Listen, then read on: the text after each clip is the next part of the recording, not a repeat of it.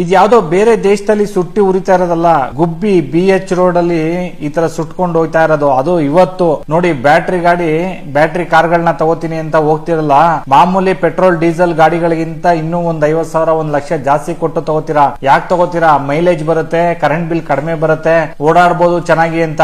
ಆದ್ರೆ ನೀವು ಅಲ್ಲಿ 100 ರೂಪಾಯಿ 200 ರೂಪಾಯಿ 1000 ರೂಪಾಯಿ ಯೋಚನೆ ಮಾಡಕ್ ಹೋದ್ರೆ ಉಳಿಸ್ಕೊಳಕ್ಕೆ ಇಲ್ಲಿ ಲಕ್ಷಾಂತರ ರೂಪಾಯಿ ಹೋಗ್ಬಿಡುತ್ತೆ. ಇನ್ನೂ ತಗೊಳ್ಳಿ, ಬ್ಯಾಟ್ರಿ ಗಾಡಿ ತಗೊಳ್ಳಿ, ಬ್ಯಾಟ್ರಿ ಕಾರ್ಗಳು ತಗೊಳ್ಳಿ, ಎಲ್ಲ ಬ್ಯಾಟ್ರಿದೇ ಮಾಡ್ಕೊಳ್ಳಿ. ಒಂದು ಸಣ್ಣ ಪುಟ್ಟ ಪಾರ್ಟ್ಸ್ ಗಳೋದ್ರೆ ನೀವು ಇಮಿಡಿಯೇಟ್ ಆಗಿ ಹಾಕಿಸ್ಕೋಬಹುದು ಪೆಟ್ರೋಲ್ ಮತ್ತೆ ಡೀಸೆಲ್ ಗಾಡಿಗಳಲ್ಲಿ. ಈ ಗಾಡಿ ಹೋದ್ರೆ ಒಂದೇ ಸಲ ಪೂರ್ತಿ ಗಾಡಿನೇ ಸುಟ್ಟೋಗ್ಬಿಡುತ್ತೆ. ನಿಮ್ಗೆ ಹತ್ತತ್ರ ರೆಡಿ ಮಾಡ್ಸಕ್ಕೆ 1 ಲಕ್ಷ ರೂಪಾಯಿ ಗಾಡಿ ಬೆಲೆ ಅಂತ ಅಂದ್ರೆ 80,000 ರೂಪಾಯಿ ಕಟ್ಬೇಕಾಗತ್ತೆ. ಯಾವ ಕಂಪನಿಯವ್ರು ಕೊಡಲ್ಲ, ಯಾವ ಇನ್ಸೂರೆನ್ಸ್ ಅವರು ಕೊಡಲ್ಲ ಈ ತರ ಎಲ್ಲ. ಆದ್ರೆ ಯಾಕೆ ಅಂತಂದ್ರೆ ಫಸ್ಟ್ ಆಫ್ ಆಲ್ ಇದು ಬ್ಯಾಟ್ರಿ ಗಾಡಿ, ಬ್ಯಾಟ್ರಿನೇ ಹೋಯ್ತು ಅಂದ್ಮೇಲೆ ಇನ್ನ ನೀವು ಗಾಡಿ ರೆಡಿ ಮಾಡಿಸಿ ಏನ್ ಮಾಡ್ತೀರಾ? ಇದು ಮುಂದಕ್ಕೆ ಓಡಲ್ಲ, ಏನಿಲ್ಲ.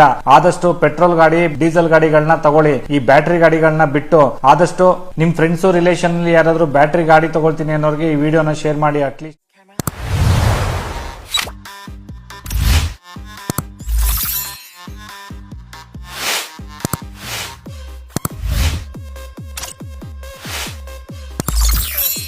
Lights, camera,